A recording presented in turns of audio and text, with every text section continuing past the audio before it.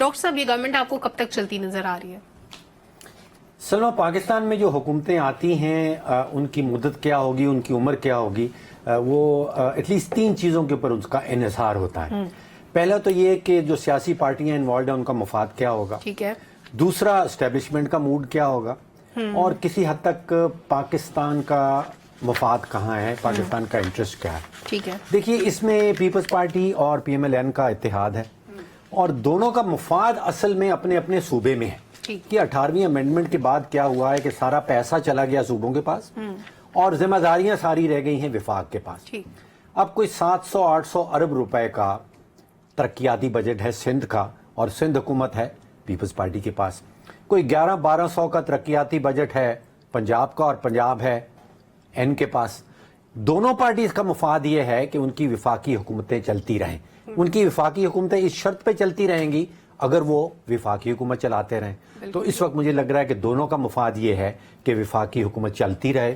Establishment کا بھی mood ایسا ہی ہے کہ وفاقی حکومت چلتی رہے، اور پاکستان کا مفاد بھی اسی میں ہے کہ دونوں پارٹیز مل کے حکومت چلائیں اور کسی قسم کی سیاسی استحکام کی شکل سامنے آئے۔ تو اس وقت مجھے لگ رہا ہے کہ تینوں ڈائریکشنز جو ہیں وہ پازیٹیو ہیں، اور مجھے لگتا ہے کہ یہ کنٹرری ٹو دا کامن پرسیپشن جو عام لوگ کہہ رہے ہیں، یہ حکومت دیر پا ثابت ہوگی اور یہ دیر تک چلے گی۔ بالکل۔ اب جو ڈھانچہ نظر آ رہا ہے سلما، وہ یہ ہے کہ پیپلز پارٹی نواز لیگ حکمرانی کریں گے، ایس آئی ایف سی جو ہے وہ بیشتر معاشی فیصلے لے گی، اور دونوں کو اسٹیبلشمنٹ کی بیکنگ ہوگی۔ تو ڈھانچہ یہ نظر آ رہا ہے، اور میری اوپینین میں دیر پا چلے گی، اور کمبینیشن اچھا بن رہا ہے۔ کمبینیشن اچھا۔ پھر جو اسٹرانگ اپوزیشن جس کی ہم بات کرتے ہیں، یہ پہیا ہے جو پارلیمانی نظام ہے، اس کا دوسرا پہیا ہوتا ہے اپوزیشن۔ اگر پی ٹی آئی یا سنی اتحاد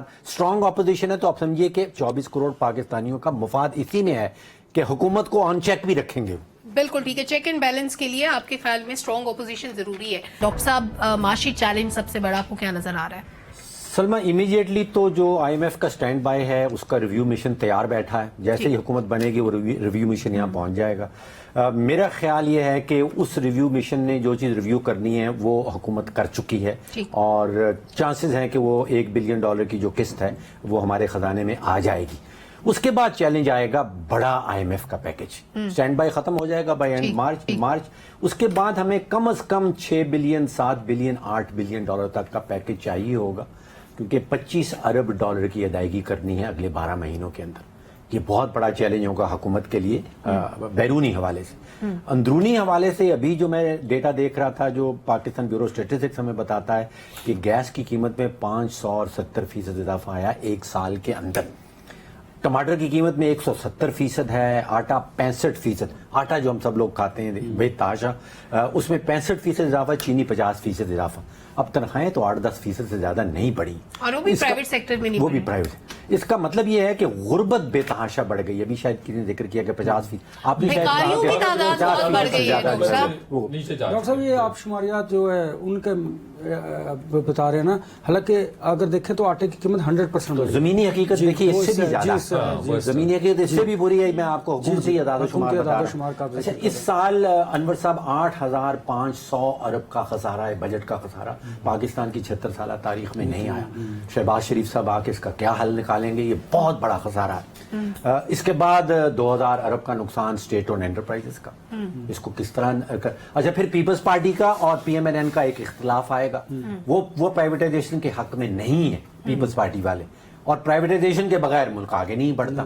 تو پی ایم ایل این والے کیا کریں گے اس جب اتحادی گورنمنٹ چل رہی؟ تو یہ 4 یا 5 بڑے معاشی ایشوز ہیں، بڑے معاشی ایشوز 4 یا 5 ہے ڈاکٹر صاحب، اور آپ نے بڑے اچھے سے ان کا احاطہ بھی